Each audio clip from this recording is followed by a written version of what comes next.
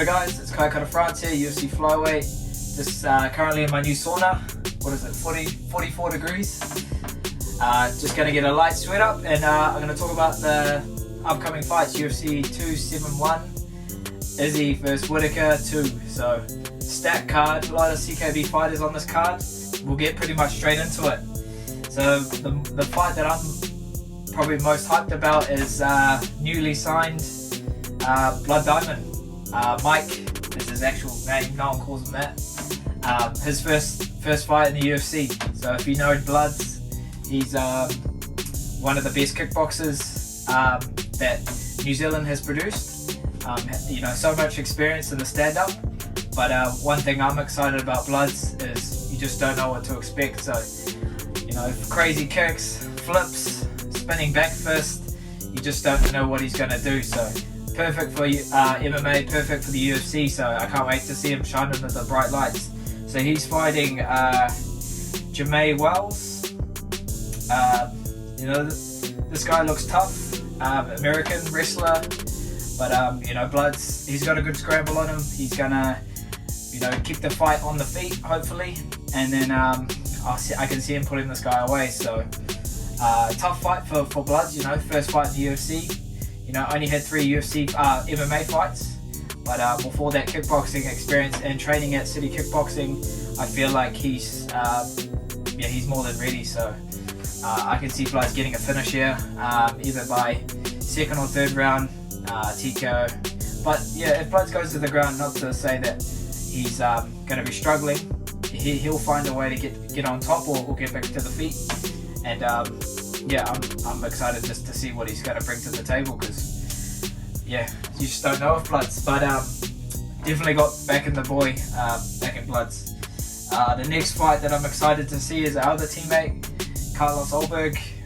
His last fight was in March when he fought on the same card as me and Izzy, but this is his comeback fight. It didn't go to plan, that first fight, but I know he's been training hard and grinding, and yeah, he's going to be more than ready come Saturday. So he's fighting Fabio Cherant. You know, tough fighter. You know, I think I've seen one of his opponent's fights. You know, just explosive. What do they call it? Black explosive, where he's just going to come out relying on being so explosive and so powerful and try to take Carlos out. But Carlos has learned a lot from that loss. I know experience and just being under the bright lights is going to make a massive difference this time. Just having ring time, not going to smell blood and go for the finish too early. You know, he's going to be calculated, and he won't force it this time. So I can see Carlos getting the finish, and yeah, he's definitely looking in great shape. So yeah, I can't wait to see him back in there. You know, he's one of the guys that you know, he could definitely make massive waves in this light heavyweight division. Not only is he physically, you know, gifted, his technique is one of the best. His check hooks, his right hands, and his kicks are so tough. He's got probably one of the hardest kicks at our gym. So yeah, looking forward to seeing him back in the ring. It sound right, boys. So who's next on the card that I want to watch? There's a flyweight fight, Alex Perez versus Schnell. This fight was actually scheduled to go ahead on the December card when I fought Cody Garbrandt, but it didn't go ahead. I think Alex Perez missed weight, and then Schnell made weight, but he was the one that couldn't fight, medically wasn't fit to fight. So they rescheduled the fight for now. So it's a great fight for the flyweights. You know, these guys are top 5, top 7 in the world. So should be interesting to see how they both go. I don't know who's going to win this. Schnell, you know, he can be hot cold when he's on. He can compete with the best, but you know, he's had a tough run. You know, coming off a loss against Rogerio Bontorin. I know that fight was at bantamweight, but yeah, I think he just felt a bit intimidated, or he just couldn't get going. Alex Perez coming off a loss to Figgy, the current champ. He had a tough fight against Figgy, but yeah, he's looking in good shape. Alex Perez, you know, he's always dangerous. I think he's 6-2 or 6-3 in the UFC, so you know, he's had some good wins. Formiga, and yeah, he's definitely improved a lot with his striking, matching his ground game. So yeah, it's a tough fight to call, but I think Alex Perez is going to get the job done. He's ranked number 4 right now, I think tied with Brandon Royval. So yeah, it will be interesting to see how that fight plays out and to see who keeps their rankings. If he loses, you know, I might bump up in the rankings. I'm number 5 right now, so I'm number 6. I might bump up to number 5. So yeah, we'll see how that all plays out. The next fight I want to see on this card is Casey O'Neill. You know, this girl's been on a tear since she's made her debut in the UFC. I think she's 3 or 4 in the UFC. She's fighting Roxanne, which is, you know, this girl's got a lot of experience, one of the staple girl fighters in the flyweight division. So yeah, this is going to be a big test for Casey, but she's just young and hungry, and she doesn't care who she's fighting. Bigger the fight, the better.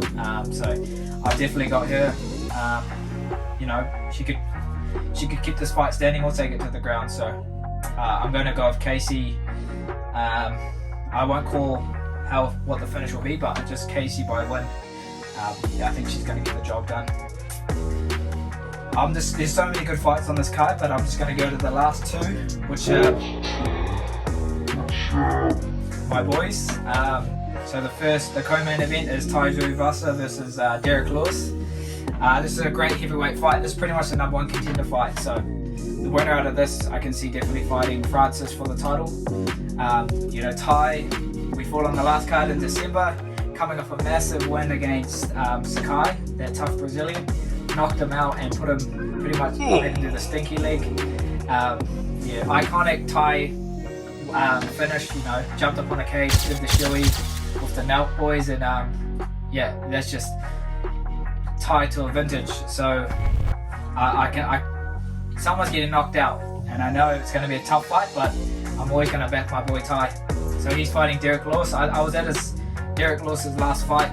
I stayed in Vegas the week after my fight, and Derek Lewis was the main event for that weekend.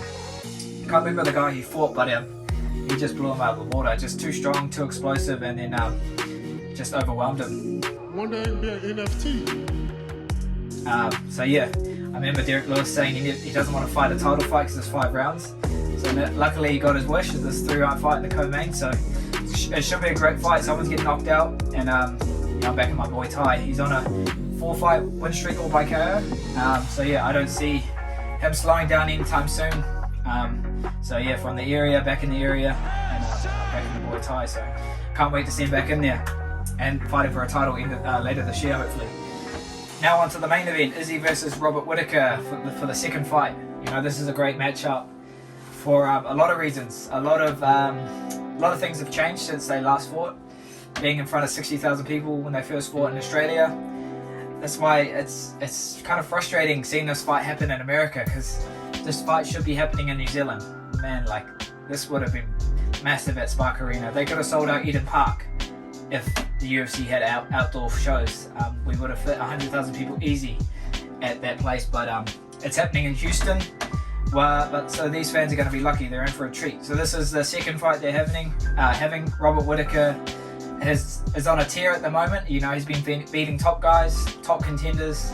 And the one thing that I liked that Robert has done is where he's admitted the better guy won, and he's actually owned it, and he's learned from it. A lot of guys in that middleweight division hold on to excuses that it was the weight cut, that's why I lost to Izzy. It was I couldn't sleep the night before. There was the judges. Mate, the better guy won, so just let it go. You know, I'm talking about Marvin, I'm talking about Paulo Costa. So many guys that just have all the excuses.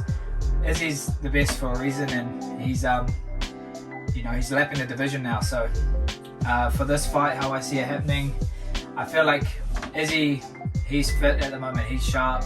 He's just on. Everything he's doing now is razor sharp, and he's just locked in. Like before he left, one of the best fighters I've ever seen him do, and just doesn't look tired. So I'm excited to see him put it on Robert. But Rob, you know, he's learned a lot from their first fight. I feel like his stand-up has improved a lot.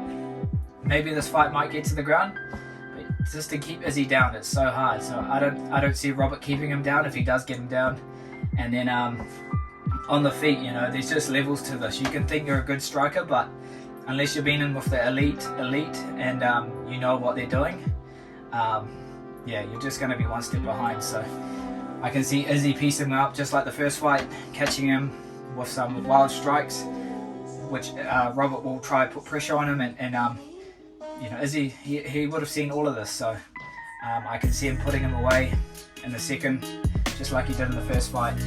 But yeah, that's just, I'm backing my boys. That's just how much confidence I have in him.